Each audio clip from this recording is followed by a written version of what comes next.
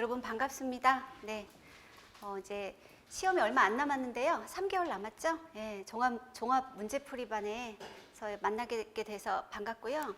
여러분 이제 저를 믿고 여기 학원에 오셔서 수강을 하시는 거니까 열심히 한번 합격을 목표로 열심히 한번 해보시도록 합시다. 네, 제가 여러분 드린 기출문제 위주로 사실은 제가 종합문제풀이를 할 거고요. 보통은 종합문제풀이반 이렇게 얘기를 하면은 사례 위주로만 많이 하는데 작년이랑 재작년 기출문제를 보면 사실은 사례가 좀 쉽게 나왔죠. 너무 열심히 공부하신 면부책을 너무 열심히 공부하신 분들은 약간 뒤통수를 좀 맞은 기분도 좀 드실 건데 대체로 신체손사 시험 이후로는 시험 자체가 아주 어렵지는 않으신 것 같아요. 않게 제출을 하시는 것 같아요. 왜냐? 과목이 너무 많잖아요. 공부의 양이 너무 많고요. 제가 이제 여러분 강의를 하는 입장에서 여러분 제 이력도 조금 아시면 도움이 될까 싶어서 올렸는데요. 제가 시험을 봤을 95년도, 저는 95년도에 시험 봤거든요. 95년도, 93년도부터 제가 시험을 시작했는데 그때 당시에 시험하고는 그 이후에 중간에 굉장히 어렵게 나왔다가 신체로 통합되면서 이제 아무래도 그 과목 수가 많이 늘어나다 보니까 좀 단순하고 이해하고 있고 그 다음에 또 허를 찌르는 실무자들이 알만한 내용의 시험을 이제 제출하는 경향이 있죠. 지금 각 보험회사에서 손해사정사가 많이 부족해요. 그래서 어디 모 보험사에서는 벌써부터 교육을 시킨다 이런 얘기도 들리고요. 지금 손사를 많이 뽑으려고 하고 있어요. 그러다 보니까 이제 실무적인 부분도 사실 무시를 못하죠. 실무적인 부분도 중간중간 말씀을 좀 해드릴게요. 일단 저는 실무도 해봤고 그 다음에 이제 학원 경력은 얼마 안 되지만 이제 강의 경력은 조금 돼요. 근데 이제 학원에서 강의하는 거하고 조금 다르기는 할 거예요. 그렇지만 여러분 같이 저도 배워가면서 한다고 생각하고 열심히 한번 해보도록 할게요. 자, 2차 시험 준비. 제가 이렇게 다른 분들 처음에 이런 총정리반이나 이런 반들에서 처음에 OT 시간에 어떻게 해라 이런 얘기 굉장히 많이 하시죠.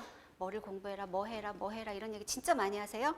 그래서 지금 여기 첨부한 기출문제 이거 봐라 이런 얘기도 굉장히 많이 해요. 근데 이거를 여러분들이 계속 분석하고 있고 뭘 어떻게 해야 되고 어떤 방향으로 내가 공부를 하고 그거를 미리 결정할 필요가 없다고 생각해요. 그냥 기본적인 것만 이해하고 나는 쓸 수 있으면 되는 거예요. 풀어서. 내가 못 쓰면 아무리 내가 어떤 뭘 준비를 하고 이론적으로 알고 있어도 그래서 쓰는 훈련이 정말 중요하다고 생각하고요. 특히 면부책과 관련해 가지고 이게 책임이 있냐 없냐 타인성이 있냐 없냐 피보험자냐 아니냐 이런 부분에 대해서 굉장히 어렵긴 하거든요. 그런데 한 가지 말씀을 드리면 여러분만 어려운 게 아니에요. 보험회사도 어려워요. 어떠냐? 보험회사에서 실무자가 이런 면부책 사례를 만날 확률은 거의 없습니다. 네, 거의 없고요. 제가 최근에 여기 사례 문제에 단골로 나오는 거 있어요. 무단운전자. 자녀가 무단운전해서 사고를 야기했어요. 그 경우에는 가족운전 특약이나 연령 특약이 들어있으면 면책인데 보험회사가 보험 처리를 해주냐 안 해주냐를 가지고 사례 문제 굉장히 많이 나오거든요. 공부하신 분들은 아실 거예요. 근데 그 똑같은 사례를 가지고 보험금을 청구했는데 보험회사가 안 된대요. 그리고는 또 조사를 해봐요. 또 검토를 좀 해봐야 되겠대요. 그래 한 5단계를 거쳐가지고 결국 최종적으로 줬어요. 왜냐? 우리가 지금 시험 문제에 제출돼 있어서 답변하는 이 내용하고 똑같은 사례인데도 보험회사가 그걸 판단을 잘 못해요. 누구나 다 마찬가지 조건이고요. 그 다음에 이제 여기에서 주어지는 문제 같은 거를 봤을 때 뭐냐? 만약에 이게 타인성이 있느냐 없냐를 판단할 때 이게 사안에 따라 달라요. 그 당시 정황에 따라 달라요. 그런데 문제에 그걸 딱 내서 이걸 어떻게 판사도 아닌데 우리가 어떻게 판단해요? 그렇기 때문에 문제 자체에 가로 열고 운행자 책임이 있음, 없음 이런 식으로 분쟁의 소지를 없애는 시험을 내요. 그러니까 여러분이 너무 깊숙이 들어갈 필요가 없어요. 우리는 합격하면 되거든요. 그래서 단순 명료하게 이 시험에서 이 사례에서 알아야 될 부분만 딱 체크하고 넘어가고 그거를 시험지에 옮겨 적는 방법만 여러분이 배우시면 돼요. 너무 분석하려고 하지 마세요. 머리 아파요. 그 다음에 바로 이해하고 외우고 작성해봐라. 지금 공부를 하실 때 여러분이 이론 책자, 이제 교재가 있잖아요. 교재를 한 번쯤은 다 정독을 하셨죠? 네, 하셨을 거예요. 네, 하셔야 돼요. 그 다음에 교재 정독이 너무 정독하는 게 양이 많다 그러면 적어도 자동차 보험 약관은 다 한 번은 읽어보셔야 돼요. 약관은 한 번 정도는 다 읽어보셔야 됩니다. 자, 그래서 던져지는 문제 있어요. 우리 여기 기출문제 보세요. 약술 문제 같은 거 보면 뭐 자동차 손해배상보장법 책임과 민법상의 책임 이거 언제 작년에 나온 문제죠? 딱 던져줘요. 그러면 다 알고 있어요. 아, 이건 뭐지 하는 걸 알고는 있는데 그걸 답안지에다가 예쁘게 논리 정연하게 풀어서 쓰는 건 잘 못하시는 거죠. 그래서 여러분들이 이 문제를 만날 때마다 목차를 만들고 자, 이해를 하고 외워야 될 부분은 외우셔야 됩니다. 외우고 써봐야 돼요. 안 써보고 맨 밑줄만 그으시면 못 써요. 못 쓰십니다. 목차 만들기 정말 중요해요. 왜냐? 여러분들 지금 이 사례문제의 목차 1페이지, 2페이지에 나와 있는 사례문제 답안 작성 요령이라고 좀 샘플로 하나 보여드렸잖아요. 이게 일반적인 양식, 왁구라고 하죠. 틀이라고 하는데 이게 전부 다 적용되는 게 아니에요. 사안마다 다 다르게 여러분들이 활용해가지고 목차를 만들어야 돼요. 그리고 어떤 사람은 이런 식으로 풀어나가서 쓸 수 있고 저런 사람은 뭐 저렇게 쓸 수도 있는데 그거를 비교해가지고 할 필요가 없어요. 본인이 제일 이해하기 쉽게 풀어 쓰는 방법을 본인의 목차 만드는 걸로 접목을 시켜야 됩니다. 자, 목차 만들어야 되고요. 답안을 작성할 때 핵심적인 키워드, 문구가 들어가는 것으로 딱딱 끊어지게 쓰고 한 단락단락 쓰고 그 다음에 뭐 문장을 만들고 단락을 만들어서 답안지 쓰는 이제 요령도 좀 공부를 하셔야 되겠고요. 자, 이거는 실무예요, 실무 여러분. 실무. 자동차 보험 이론과 실무잖아요. 이론적인 부분은 물론 이론도 중요하지만 우리가 주로 하는 게 사실 현장에서 보험회사 직원 입장에서 보험회사 직원인데 손해사정사 일을 해요. 보상해요. 대인 보상과 직원으로. 그 일을 하는 사람 입장에서의 이론을 바탕으로 한 실무입니다. 이거 실무. 그래서 어떤 부분은 이론적인 거하고 실무하고 안 맞는 부분도 있어요. 그러면 막 연구해갖고 자 1번처럼 분석하고 이럴 필요 없어요. 아, 실무적으로는 다 이렇게 하더라. 이것만 그냥 딱 이해하시면 됩니다.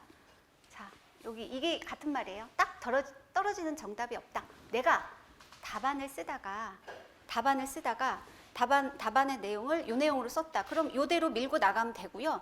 이게 정답이 아닐 수도 있다는 생각이 들면 만약에 예를 들어 뭐 타인성이 인정이 안 된다고 내가 결론 내렸는데 사안에 따라서 타인성이 인정되는 경우라면 어떻다 이런 식으로 여지를 남겨두면 채점하시는 분이 그거 어떻게 하겠어요? 틀렸다고는 못하겠죠.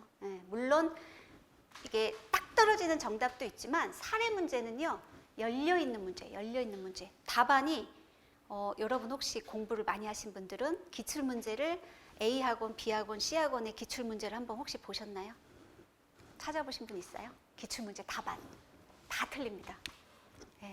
다 쓰는 방식, 그 다음에 판단. 어떤 사람은 피범자라고 하는 사람도 있고 어떤 사람은 피범자 아니라는 사람도 있어요. 그러면 그 강사님들이 다 틀렸냐? 그건 아니에요. 그 사안에 따라서 그걸 다 X표 칠 수는 없어요. 쭉 풀어나간 내용을 봐서 전체적으로 점수를 어떻게 주는 거기 때문에 자, 여러분 합격 어렵지 않아요. 이 기출문제 정도만 다 한 번씩 풀으시면 합격하실 수 있어요. 네.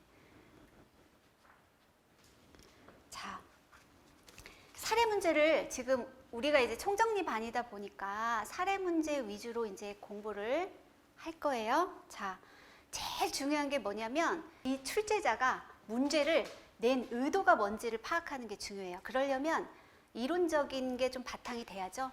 도대체 뭘 말하는지를 이론을 모르면 알 수 없으니까. 자, 출제자 의도를 정확히 파악해야 되고요. 그 다음에 배점을 봐야 돼요.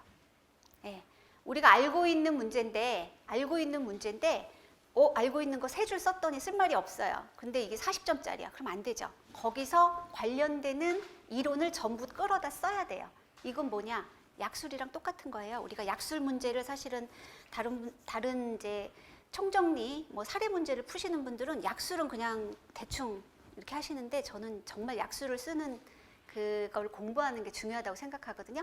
약수를 풀어서 쓸 수 있어야 사례 문제의 답안지를 채울 수 있습니다. 핵심 이론을 끌어내요. 가져다 놔야 돼요. 그래서 피보험자란을 적어주는데 40점짜리 문제인데 내가 쓸 수 있는 이 처음에 이 초안지 있잖아요. 초안지에 이렇게 대충 목차를 정해가지고 뭘 쓸지를 정했는데 아무리 봐도 이게 답안지가 한 장, 두 장 이외에는 안 나간다. 그럼 여기에 해당하는 뭐 무단운전이면 무단운전에 해당하는 이론 뭐 이런 거를 쭉 풀어서 쓰실 수 있어야 된다는 거죠. 목차는 기본적인 목차는 암기하셔야 돼요. 자, 보험자 대위에 대해서 자동차 보험의 대위에 대해 써라. 물론 손해사정 이론에 나오는 거지만 자동차 보험회사도 나와요. 그럼 뭐 써야 돼요, 여러분?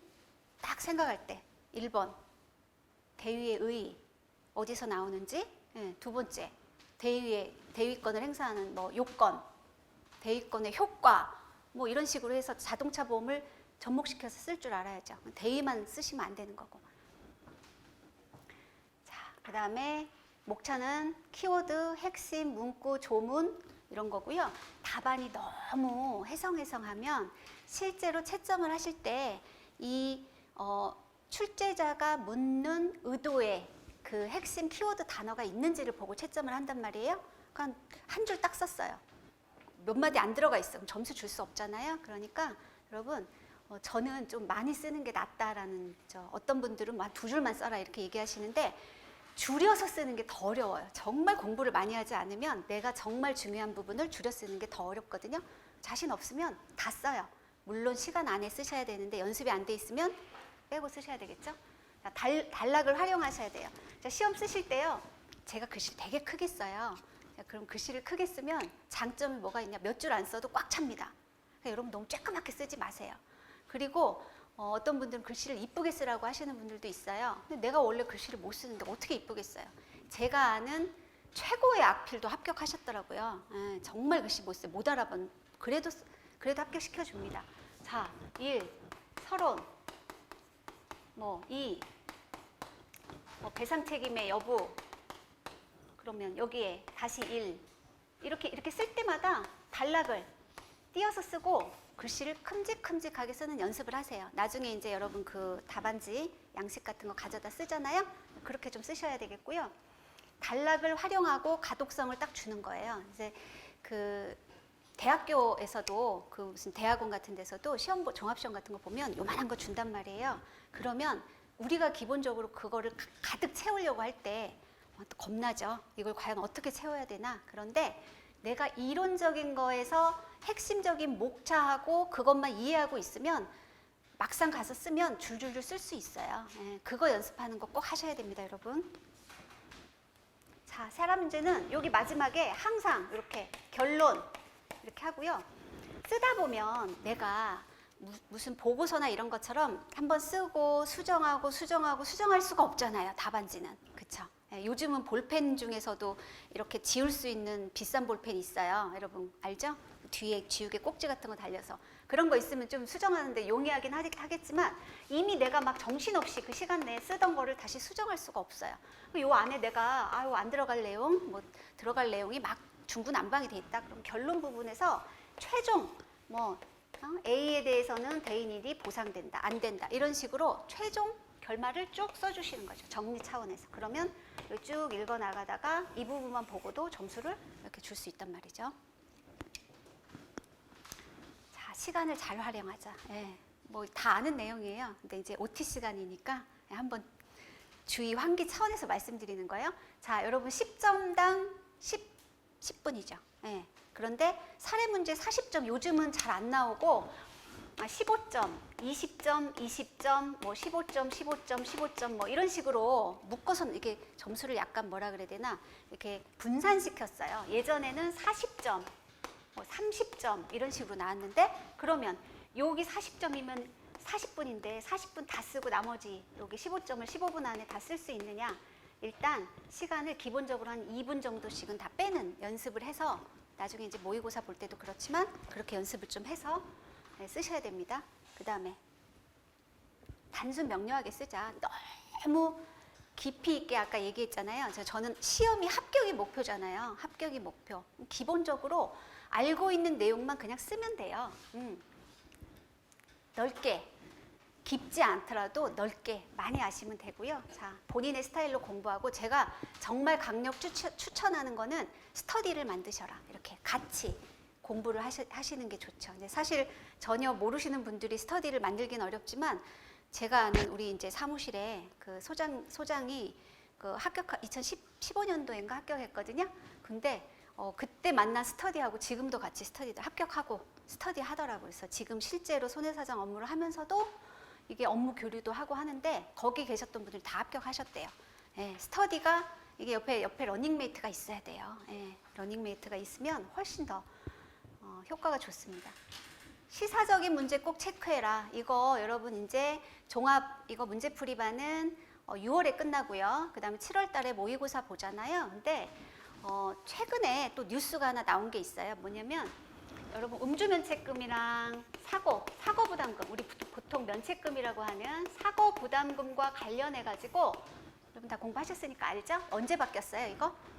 작년 2020년 6월 1일 날 야권 개정으로 한번 바뀌었어요. 근데 10월 22일에 또 바뀌었어요.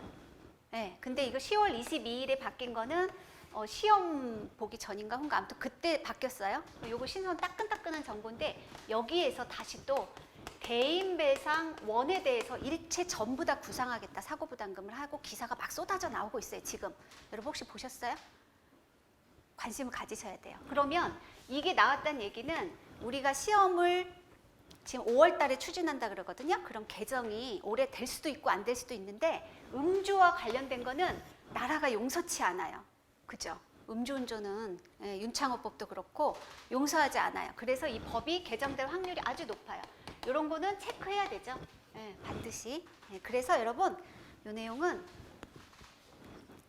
여기 뒤에 가서 제가 보여드릴게요. 자, 그 다음에 기출문제 무시하지 마라. 저는 진짜로 이 기출문제만 다 쓰실 수 있으면 기출문제의 반 정도를 풀어서 쓰실 수 있으면 합격하실 수 있다. 이렇게 생각하고요. 다 제가 수업 시간에 해드릴 수 없어요. 그러니까 여러분들이 틈틈이 한 번씩 풀어보십시오.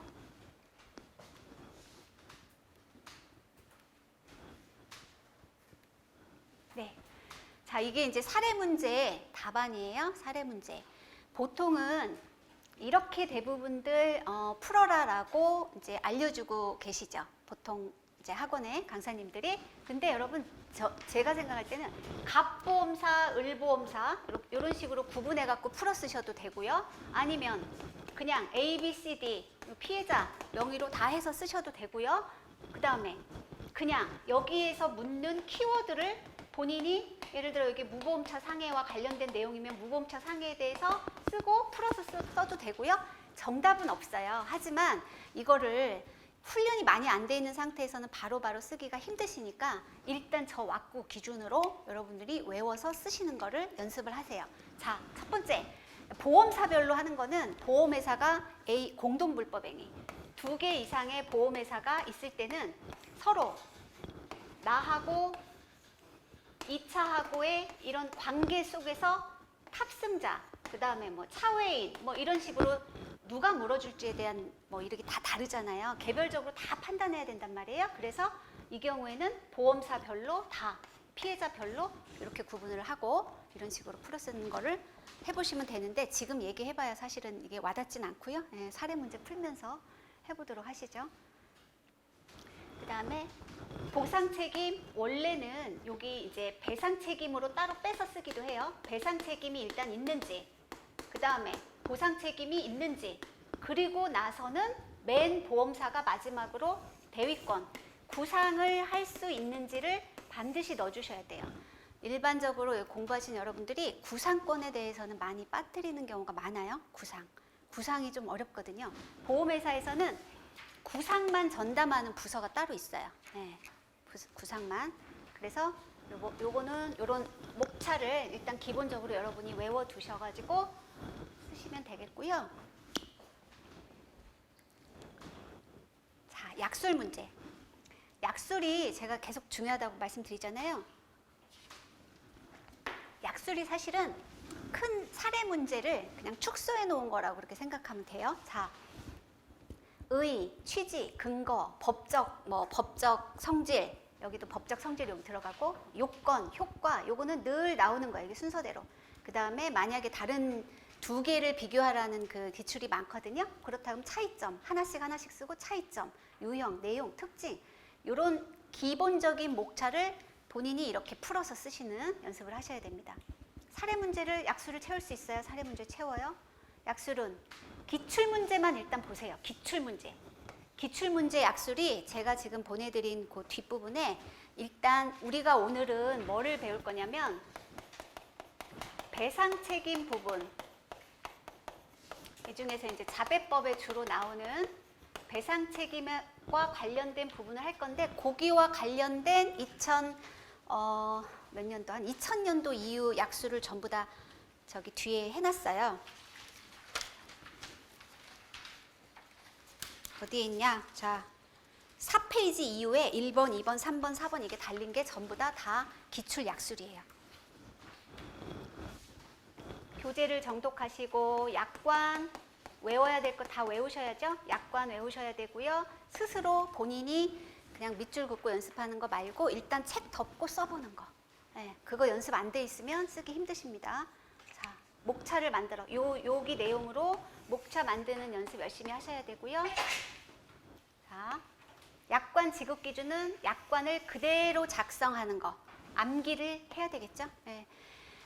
여러분, 그 약관에서 시험에 나올 만한 부분은 시험 문제 풀어서 이렇게 풀어서 쓴다고 지급 기준은 당연히 다 외우셔야 돼요. 뒷부분에 있는 위자료 얼마, 뭐 이거 있잖아요. 위자료 얼마, 간병비는 몇 급에서 몇 급까지는 뭐 며칠 주고, 이거는 당연히 기본적으로 아셔야 이걸 풀어서 쓸 수 있고요. 이것도 배점에 맞는 연습 한번 써보셔야 돼요. 이 양이 얼마인지를 측정을 못하고 시험장에 가면 당황합니다.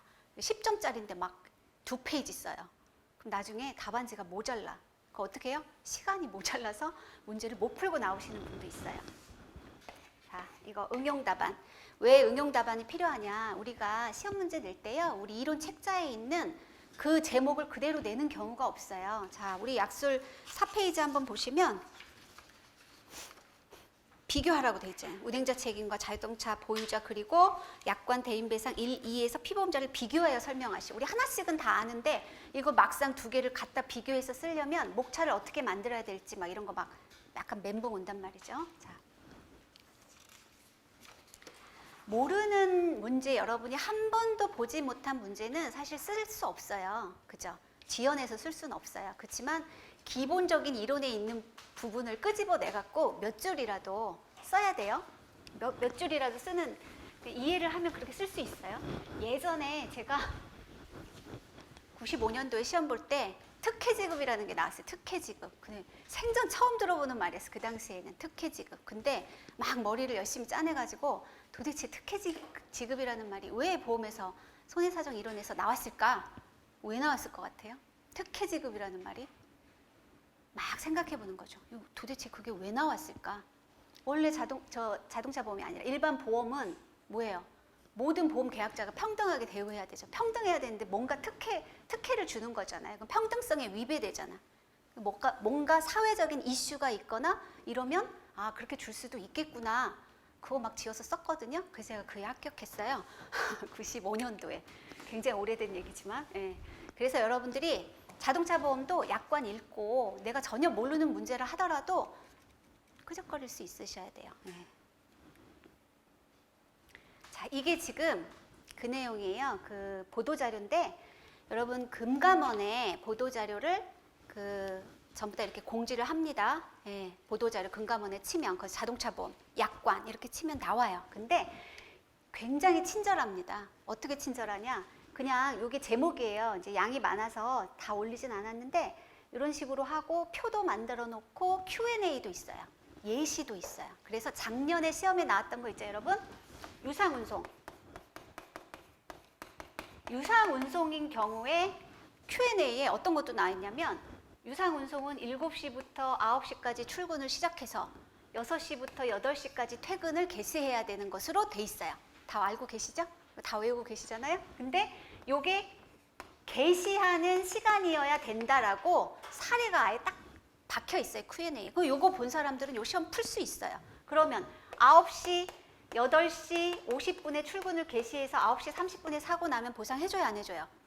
해주잖아요. 근데 공부 안 하신 분들은 요거니까 요거 안 된다라고 쓰면 틀리는 거죠. 보도자료가 굉장히 친절하게 나와 있고요. 보도자료에 나와 있는 내용 정도는 여러분들이 다 아셔야 돼요. 근데 그 여러분 또 찾아보라 그러면 힘들잖아요. 그러니까 제가 강의하는 동안은 찾아서 다 알려드릴게요. 네. 요거 찾아보라 그러면 공부 잘 않고요. 판례도 찾아봐라. 이제 최근에 나온 신선하고 따끈따끈한 판례를 찾아봐라. 그러면 그거 찾을 시간에 차라리 하나라도 더 외우는 게 낫고요. 예, 이게 뭐다라고 이제 제가 알려드릴게요. 그래서 음주면책금이 10월 22일부터. 자, 여러분 10월 22일부터가 10월 22일 사고부터예요? 계약분부터예요?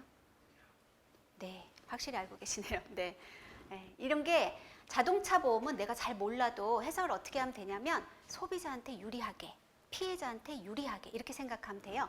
사고부담금은 누구한테 적용되는 거예요? 계약자한테 적용되는 거잖아요. 김영피보험자한테. 그럼 김영피보험자 입장에서 사고일이 유리해요? 계약일이 유리해요? 계약일이 더 유리해요. 왜냐하면 10월 21일 날 계약한 사람은 그 다음 연도 10월 그 다음 연도부터 요거 적용을 받는 거니까. 그죠? 예, 그렇게 생각하면 되고요. 피해자한테 유리한 건 뭐 있냐면 보험금을 지급하는 거는 사고 날짜 기준으로 해요. 예, 뭔가 약관이 바뀌었어요. 특히 뭐 농업 종사자들 몇 살? 70세? 공부 많이 하셨어요. 농업 종사자들 70세로 언제 바뀌었어요?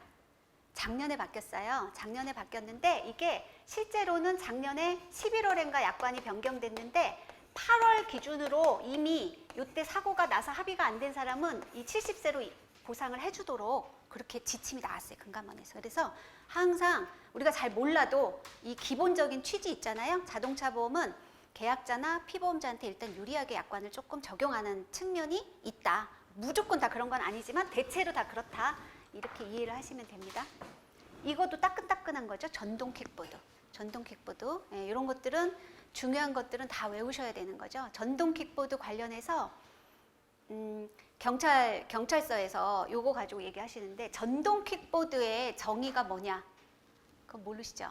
예, 그게 보니까 25km의 속도 이하로 중량이 30kg 이하인 것만 퍼스널 모빌리티 PM으로 봐서 요 경우만 요걸로 치고요. 요거보다 더 높은 거는 차로 본단 말이죠. 예. 이런 기준이 있어서 요 밑에 저거는 음주운전도 단속을 안 하더라고요. 그래서 올해 4월부터 다시 또 음주운전으로 잡는 것으로 또 법을 또 바꿨어요. 그래서 지금 약간 누더기 같아요. 법이. 전동 킥보드와 관련된 법이. 지금은 원래는 14세 이상 운전할 수 있도록 돼 있었는데 지금 16세 이상. 그러니까 지금 이런 정보들을 여러분들이 명확하게 이해해야 돼요. 왜냐? 이제 막 바뀐 거기 때문에. 전동 킥보드 사고는 뭐로 보상해줘요? 무보험 자동차 상해로 보상을 받을 수 있어요. 네, 무보험 자동차 상해로. 그러니까 내가 전동 킥보드를 타고 가다가 내가 다치면 안 해줍니다. 보상 받을 방법이 없어요. 내가 다치면. 그런데 전동 킥보드에 다른 사람이 다치면 이 타인을 기준으로 자기가 받을 수 있는 무보험 자동차 상해로 받을 수 있어요. 제가 요게 좀 중구난방으로 이렇게 툭툭 튀어나오는데 여러분들 요게 중요한 내용이라 말씀드리는 거고요. 사실은 자동차 보험이 이런 식으로 어디선가 갑자기 뭐가 툭 튀어나오면 그걸 바로바로 접목시켜야 돼요. 순서대로 이렇게 공부하고 외우는 게 아니기 때문에.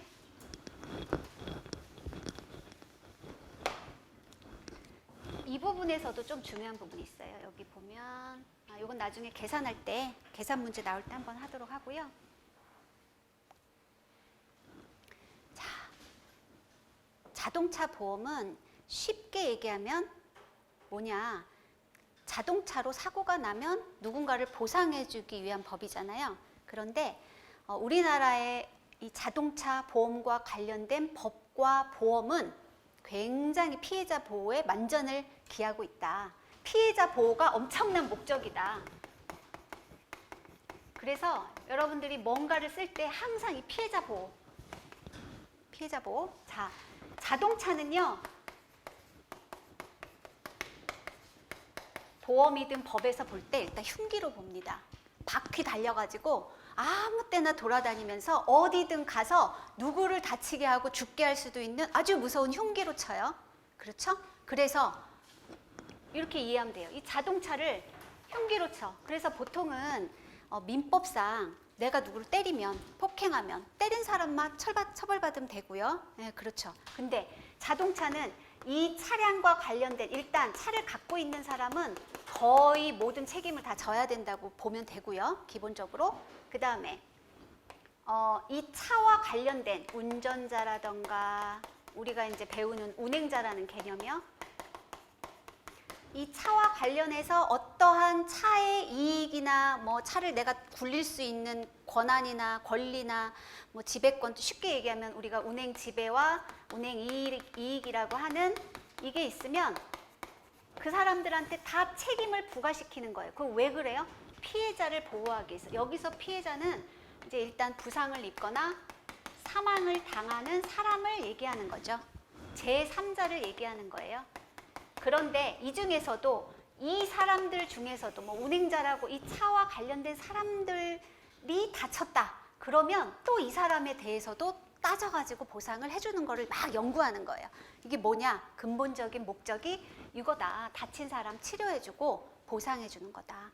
자, 피해자 보호를 하는 자동차 보험에서 피해자 보호를 하는 특징적인 담보들이 몇 가지 있어요. 뭐 약관의 규정들이. 뭐 예를 들면 과실상계 규정. 네, 치료비 다 주잖아요. 그죠?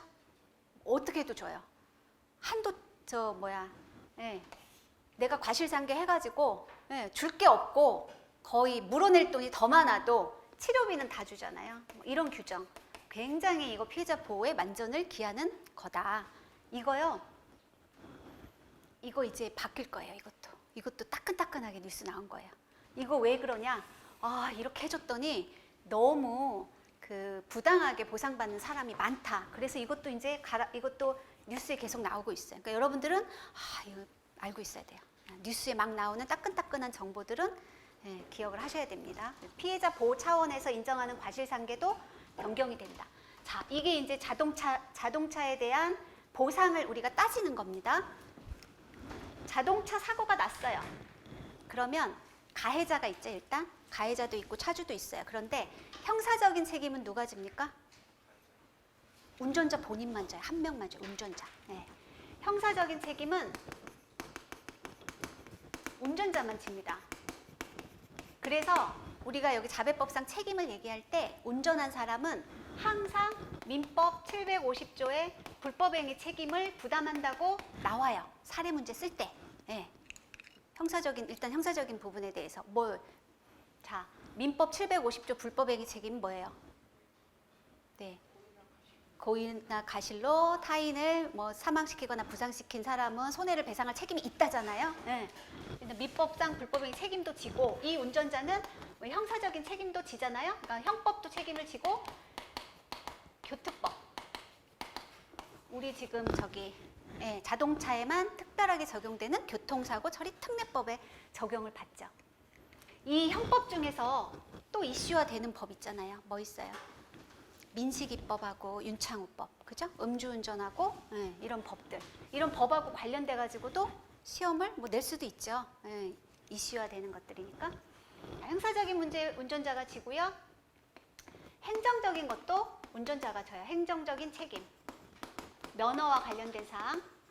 자, 그 다음에 우리가 이제 배우는 민사적 책임, 보험과 관련된 이 책임을 우리는 자동차 보험에서 지는데, 민사적 책임은 금방 여기서 얘기한 것처럼 다 소유자, 뭐 운행자, 뭐 이런 사람들의 이 손해배상 책임을 인정하는 거죠. 배상 책임을 인정했다는 거는 이 민사적인 책임을 물어줘야 되는 책임을 이 사람들한테 다 부과시킨 거예요. 그래서 우리는 뭘 배우냐? 일단 사고가 나면 형사적인 부분은 요거 사실은 이론적으로 여러분들이 배우고는 있지만 이거 교통사고 처리 특례법에 대해서도 시험에 나왔잖아요.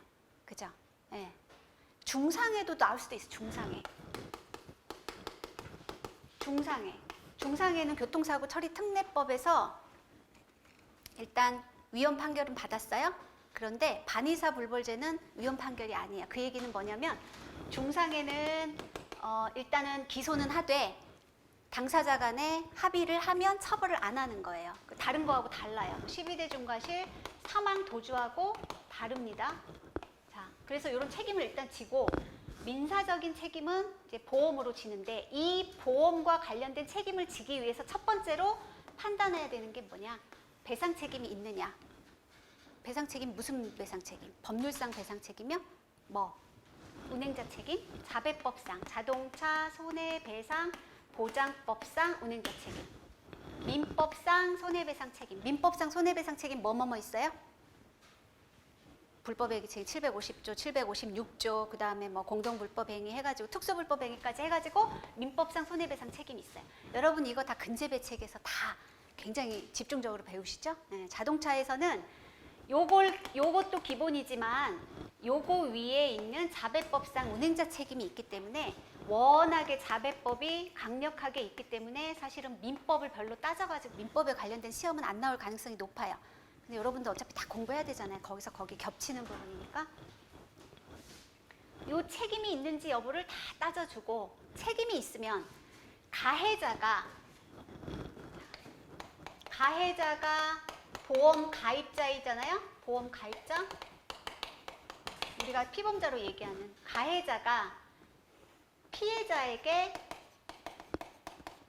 손해배상 책임이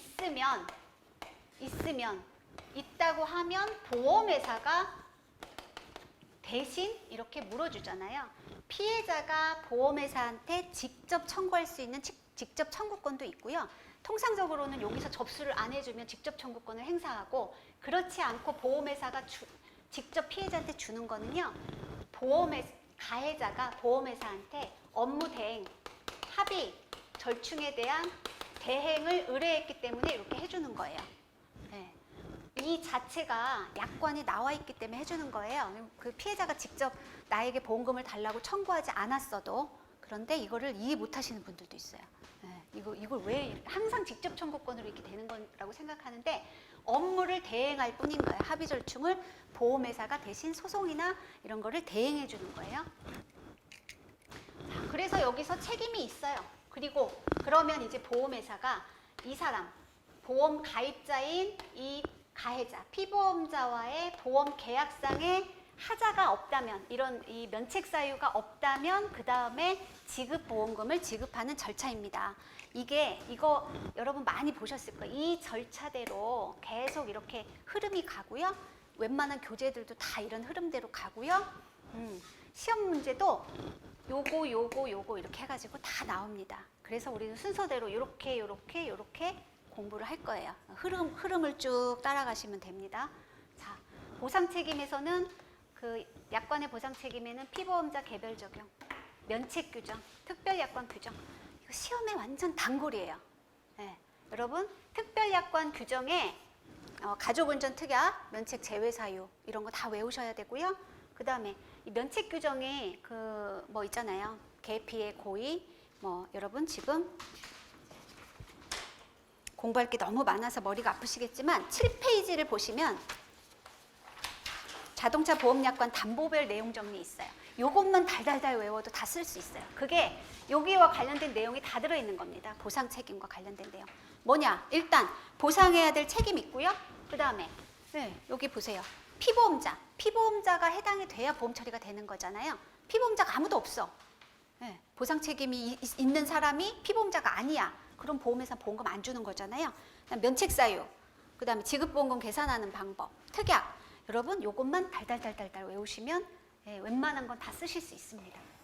그리고 나서 나오는 손해배상액은 지급기준에 나와 있는, 약관의 지급기준에 나와 있는 건데요. 제가 봤을 때는 이제 실무를 저는 오래 했으니까 보면 그 계산하는 거가 뭐 어렵지 않아요. 늘 반복되는 정형적인 거예요. 그런데 이걸 시험에 낸다고 딱 생각을 하면 그 전제를 줘야 되는 게 되게 많거든요. 그럼 어떻게 내겠어요? 시험 문제를? 여러분 계산기 들고 갈 수 있어요? 없어요? 못 들고 가잖아요. 저 때는 들고 가서 봤거든요. 제가 이제 신체 1차 봤는데 그때는 들고 가라 그래가지고 문방구 가서 후딱 이거 사가지고 들어가서 시험 봤어요. 이게 지금은 아마 안 되는 걸로 알고 있어요. 그러면 여러분 산수 못 하시는 분은 시간이 오래 걸리겠죠. 예. 어떻게 해요? 그래서 제가 생각한 답안지 쓸 때 각 계산별로 과실상계를 한 다음에 나온 금액, 여기 과실상계 한 다음에 나온 금액 이걸 더할 게 아니라 요걸 그냥 더한 다음에 맨 마지막에 과실상계를 곱해주는 방식으로 해서 시간을 줄여서 답안을 쓰는 게 맞겠다. 뭐 이런 생각도 했는데 이거는 전제를 딱 간편하게 줍니다. 왜? 이거 사람이 이게 계산하는 게 계산기에 익숙해져 있기 때문에 잘 못하잖아요. 그러니까 원래 개수 자체가 33.3657 3년의 개수가 33.3657이에요. L개수가. 이거 곱하라 그러면 여러분들 저 10분 동안 계산해도 못 쓰는 분들이 있으시니까 어떻게 30, 뭐 과실도 뭐 25%, 뭐 30% 이런 딱 50 이런 식으로 전제를 줘요. 그래서 계산 문제는 진짜 어렵지 않아요. 이해만 딱 하고 있으면 잘 쓰실 수 있습니다, 여러분.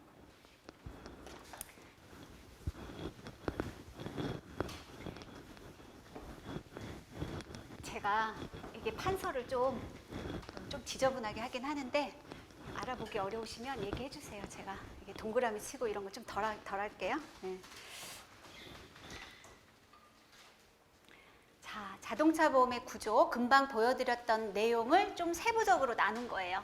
배상 책임에는 자배법과 민법이 있어요. 우리는 자동차 손해배상 보장법을 달달달달달달 다 외우셔야 됩니다. 그 다음에 약관상 보상 책임, 금방 여기 보여드린 담보별 내용 정리에 있는 내용이에요. 다 개별적으로 보상 요건, 피보험자, 면책사유 개별적으로. 여러분 시험 공부하시잖아요. 지금 당장 자동차 대인 배상 원의 보상 책임에 대해서 써라. 책 덮고 한번 써보실 수 있을까요? 어렵거든요. 연습이 안 돼 있으면. 여러분 그런 거 쓰시는 연습 하셔야 돼요. 이거에 있는 내용은 다 쓰실 수 있어야 됩니다. 그 다음에 사고부담금도 작년에 많이 바뀌었기 때문에 이거 계산 문제 같은 거 나올 확률이 아주 높고요. 담보별 보상, 양도, 교체 요거는 같이 묶어서 대위는 이제 구상과 관련된 문제이기 때문에 굉장히 이게 민감하고 중요한 내용이에요. 대위권에 대해서 뭐 판례라든가 이런 내용 많은데 아무튼 그런 것 나중에 하고 직접 청구권 할 수 있는 거. 자, 지급 기준은 요거 소득. 지금 기출문제 보시면 여러분 그 월 현실 소득에 산정하는 방식이 굉장히 많이 나와요. 몇 가지 안 되잖아요. 기술직종사자. 왜냐 우리나라에 일을 하는 사람이 얼마나 많고 그 일이 얼마나 다양해요. 근데 옛날은 딱딱 떨어지는 것밖에 없어요. 급여소득자면 그 사람은 무조건 정년 때까지 일해요. 근데 지금 안 그렇잖아요. 그러다 보니 이게 다양한 사례가 있는데 보험회사 약관은 그 모든 사례를 다 어떻게 할 수가 없어요. 그러니까 그냥 일용 근로자 임금으로 퉁쳐서 묶는 경우가 많아요. 일용 근로자 임금으로 주지 않는 경우는 사업소득자, 급여소득자예요. 그중에서 급여소득자는 아주 명확하게 급여 기준으로 주면 되고요. 사업소득자도 계산하는 방식이 있어요. 현실적으로 사업소득자를 계산해서 준 적이 한 번도 없어요. 네, 우리나라에서는. 그런데 이거는 일단 뭐 단순경비율, 기준경비율 이런 것 정도는 아셔야 돼요. 왜? 법으로 신고가 돼 있는 소득에 대해서만 인정해 주니까. 그래서 사업소득자, 급여소득자, 그다음에 외국인 또 뭐 있어요? 뭐 무직자 뭐 이런 것들. 뭐 이런 거 대부분 다 약관에 일용 근로자 임금으로 보상해 줍니다. 월 현실 소득의 부분에 대해서 명확하게 좀 하셔야 되겠고요. 그다음에 장애는 계산하는 것밖에 없어. 장애 계산 그 중복 장애율, 그다음에 기왕 장애율, 그다음에 기왕증 기여도. 여러분 그건 구분하실 수 있죠? 기왕 장애는 기왕 장애와 중복 장애와 그다음에 이게 이제 기왕증. 요거 다 구분 이제 하실 수 있어야 돼요. 중복은 장애와 장애를 더해서 이게 두 개가 아니고 한 요 정도로 되는 거고, 기왕 장애는 내 몸이 원래 요만큼의 장애가 있었으면 요 기준으로 현재의 장애율을 곱해서 나오는 거고, 기왕증은 지금 내가 받은 이 장애 자체가 사고하고 기왕증이 이렇게 같이 겹쳐 있는 거니까 빼는 거예요. 요거 다 계산하는 것만 아시면 되겠고요. 동승자 감액. 동승자 감액에 대한 그 이론적인 부분 또 여러분 또 해드릴 거예요. 네, 지금 제가 여기 말씀드리는 거는 사례에서 전부 다 이렇게 한 번씩 짚고 넘어갈 수 없기 때문에 이렇게 나올 때마다 말씀을 드릴게요. 그때마다 이게 알고 있으면 귀에 들려요. 안 그러면 이제 스쳐 지나가는 거죠. 그래서 아, 이 부분이 중요하구나. 이런 걸 해서 한번 보시면 되겠고요. 운전자 범위 한정 특약하고 타차 운전 특약. 운전자 중에서는 연령하고 가족, 운전자 범위를 지정하는 거 있죠. 여기에서 면책 제외 사유. 여러분 요거 약관에 있는 내용 이거 다 외우셔야 됩니다. 네, 면책 제외 사유 3가지. 아시죠? 뭐 있어요? 면책 제외 사유. 네. 네. 여기 면책 제외 사유 중에 첫 번째, 설명 의무. 아, 이 보험이 나이가 26세가 안 되면 그 26세는 코리안 나이가 아니고 만 나이, 한국 나이 아니고 생일까지 따진 만 나이로 그 연령이 운전하면 안 된다는 얘기를 안 해주면 보험회사가 안 해주면 보상 처리해 주는 거. 두 번째, 무단 운전 또는 도난 운전. 이것 때문에 이런 면책권이 거의 다 사례 문제에서 부책이 됩니다. 굉장히 중요한 거예요. 그 다음에 세 번째, 취급업자. 취급업자가 정비업, 세차업 하는 사람이 내 차를 내가 맡겨서 운전하고 가다가 사고를 내면 그 사람은 운전 범위에서 벗어나잖아요. 그런데 보상해 줍니다. 요거는 너무 중요해요. 이거 시험에 기출이 굉장히 많이 나왔습니다. 그다음에 이것도 일시담보. 그다음에 이제 요게 약관에 나와 있는 내용이고 그 외에 대위권, 구상과 관련된 내용, 그다음에 정부보장사업. 정부보장사업이 왜 사례에 나오냐? 대인 원조차 가입하지 않은 경우가 많거든요. 사례에 던져지는 게. 그래서 그거 포함해가지고 이렇게 할 거고요. 이제 우리는 이제 순서대로 이대로 사례를 하나씩 풀어볼게요. 근데 이제 제가 가지고 온 사례 보면 무단운전만 지금 아마 이렇게 넘겨보면 무단운전, 공동운행자, 운행자 요거와 관련된 내용만 많거든요. 왜 한 번은 몰았냐 이게 뒤섞어서 하면 헷갈리니까 처음에 무단운전에 대해서 확실히 이해하고 넘어간다 이렇게 생각하시고 한번 해볼까 하고 이제 그 사례를 가지고 왔고요. 자, 지금 설명한 내용을 이렇게 정리한 겁니다. 그래서 우리가 1, 2주차, 뭐 3, 4주차, 뭐 4, 5주 아니 5, 6회차, 뭐 7회차 이런 식으로 계획을 지금 하고 있어요. 우리가 지금 7회하고 이제 모의고사를 따로 모의고사 반을 할 건데 사실은 시험이 3개월 남았잖아요. 3개월.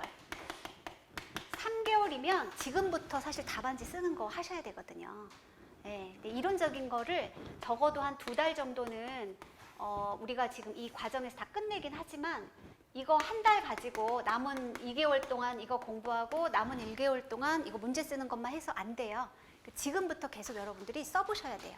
네, 써보셔야 됩니다.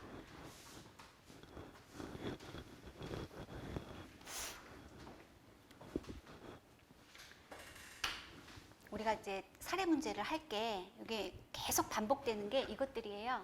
자, 배상 책임은 요거 배상 책임에서 무단운전, 절취운전, 렌터카, 임대차 운전, 양도양수, 취급업자 사고, 운행 기인성, 타인성, 합의권자 및 합의 효력 소멸시효. 정말 많이 나오는 게 무단운전하고 타인성, 그다음에 뭐 렌터카 이런 거 정말 많이 나오죠. 취급업자 사례로 다 녹여가지고 이렇게 나와요.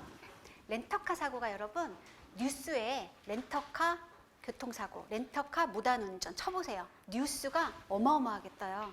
정말로 많거든요, 현실에. 최근에도 무슨 뉴스 하나 나온 거 있었죠, 렌터카. 보셨나요?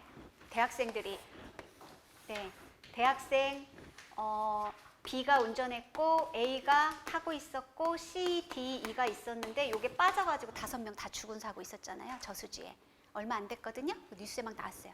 네. 요 사람들은 여기서 불러서 그냥 탄 거예요. 네, 호위동승이지.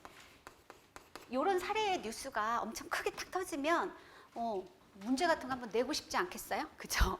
뉴스 시사에 관심이 있는지. 그래서 A가 빌렸어. 이게 또 문제가 뭐냐면요. 그 공유 렌터카 있잖아요. 뭐 쏘카나 뭐 이런 거예요. 그러면 일반적인 임대차하고 임대업자, 그 렌터카 업자하고 조금 다를 수는 있지만, 왜냐면 렌터카 업자는 렌터카 계약서를 쓰면서 당신 이외에 다른 사람은 운전하지 마시오. 뭐 이런 식으로 쭉 얘기한단 말이에요. 그래서 렌터카 업주가 운행자 책임이 있어요, 없어요? 있습니다. 예, 그 선수 계약, 선수 운전 계약 또는 뭐 차량의 반납 기간 뭐 이런 거 다 지정해주고 하기 때문에 운행자 책임이 있다고 대부분 나와요, 판례에서. 그래서 렌터카 운행자 책임이 있어. 근데 공유, 요거 뭐 쏘카나 그린카 얘기해도 되나 모르겠지만 아무튼 그런 빌려주는 차들도 마찬가지로 이것도 인터넷으로 뭐 앱으로 이렇게 하지만 다 공지돼 있는 걸 본인이 오케이를 다 누른단 말이에요. B가 빌렸어. 그럼 B가 임차인이니까 B는 누구예요? 허락 피보험자예요. 네, B는 여기 A가 빌렸으니까 A가 허락 피보험자. B는 여기가 허락해줬어. 그럼 허락 피보험자는 뭐예요? 아무것도 아니잖아요. 그럼 어떻게 돼요? CD는 보상을 받아요, 못 받아요? 5명이나 죽었는데. 네. 여기 렌터카 업체에 운행자 책임이 있기 때문에 보상해주고 나중에 B한테 다 부상하겠죠. 그러면 B는 보상 한 푼도 못 받고요. A도 차량을 빌렸고 이 옆에 타고 있었으니 공동 운행자로 봐서 보상을 못 받을 확률이 아주 높겠죠. 누가 진술을 해줘야 되잖아. 경위에 대해서. 진술해 줄 사람이 없잖아요. 근데 어떻게 보상이 될지 굉장히 궁금해지는 그런 사례다. 그러니까 여러분들이 이런 뉴스 같은 거 나오면 아 이거는 어떻게 보상이 될까 이런 걸 한번 생각해 보는 게 뉴스만 나오지 보상 관계는 잘 안 나온단 말이에요. 네. 자, 보상 책임은 약관의 보상 책임과 관련돼서는 피보험자성. 피보험자가 누구냐를 따지는 게 굉장히 중요한 게 이 피보험자는 보험금을 청구할 수 있는 사람입니다. 자동차 보험 약관에서. 그러니까 보험회사를 상대로 내가 피보험자가 되면 이게 이제 대인배상에서 우리는 이제 대물은 안 하니까 대인배상 기준으로 피보험자가 되면 보험금을 청구할 수 있는 사람이기 때문에 보험회사에다 보험금을 청구해요. 그런데 피보험자라는 게 딱 한 명이 아니고 여러 명이 될 수도 있잖아요. 그 여러 명 중에 한 명이 뭐 무단운전을 했다던가 이런 사유가 생겼다 하더라도 이 피보험자는 나중에 부상권을 행사하지 않습니다. 면책이 되더라도. 왜 그러냐? 보험은 이렇게 보험은 나의 피보험자의 권리를 보호하기 위해서 일단 돈은 김영피보험자 계약자한테 돈을 받았지만 나의 이 사람 피보험자의 권리를 보호하기 위해서 계약을 체결했어요. 이 사람들이 손해를 보면 보상을 해주는 약속을 했어. 그런데 A, B 기준으로 이 사람은 보상이 안 된다고 해서 이걸 전체를 다 보상을 안 해주면 이 A, 다른 피보험자는 내가 보험료도 납부해서 정상적으로 유지했는데 나중에 다시 또 구상을 한다든지 이렇게 되면 보호를 못 받는 거기 때문에 보상을 안 해주면 보호를 못 받기 때문에 일단 보상해주고 나중에 구상을 하는데 이 사람이 피보험자면 구상을 못하게 지금 돼 있는 거예요. 피보험자는 이렇게 생각해요. 피보험자는 어쨌든 내가 보험금을 청구할 수 있도록 약속한 사람이기 때문에 무단운전이나 어떤 사례로 나중에 보험금을 주고 다시 받아와야 될 사유가 있다 하더라도 부상권이 성립하지 않는다. 그래서 피보험자성이 중요한 거다. 피보험자냐 아니냐를 가지고 계속 싸우잖아요. 다투잖아요. 그래서 뭐 운전피보험자 같은 경우에 막 판례 같은 거 보면요. 이 운전피보험자 여러분 아시죠? 운전피보험자 누구예요? 누구를 위해서 운전하는 사람? 기친 허사를 위해서 운전하는 사람이잖아요. 네. 그러면 기친 허사가 운전을 시킨 사람인데 여기에서 이 사람이 무단운전을 했어요. 근데 이 사람이 예를 들어서 뭐 이게 허락 피보험자, 사용 피보험자나 뭐 친족 피보험자를 위해서 운전했어 이 사람이. 그럼 운전 피보험자의 지위에 있다고 볼 수도 있는데 김영 피보험자가 난 절대로 운전을 허락하지 않았다고라고 하면 운전 피보험자로 볼 수 없다는 판례도 있어요. 그러니까 김영 피보험자한테 굉장히 많은 권한을 일단 주고 있어요. 그래서 이 사람이 운전 피보험자가 되냐 안 되냐를 가지고 왜 판례에서 다투냐면 구상을 나중에 부담할지 안 할지를 따지려고 그러는 거예요. 네, 운전 피보험자 여부를 따지는 거는. 그 다음에 무면허. 여러분 무면허 면책약관이 어떻게 됐어요? 삭제됐잖아요. 없어졌어요. 왜? 보험회사가 보상을 많이 해주려고? 그거 아니고요. 네, 왜 없앴냐? 무면허 면책금을 지금 1억 300 이렇게 하잖아요. 근데 지금 이것도 바뀐다고 아까 뉴스 바뀐다 그랬잖아요. 앞으로는 무면허나 음주이면 책임보험 전체를 다 그 무면허 운전자에게 구상하겠다라는 게 지금 나와서 법률을 개정하겠다고 지금 예고한 상태예요. 예. 그러면 이게 무슨 얘기냐? 무면허 운전하면 대인 2를 1억.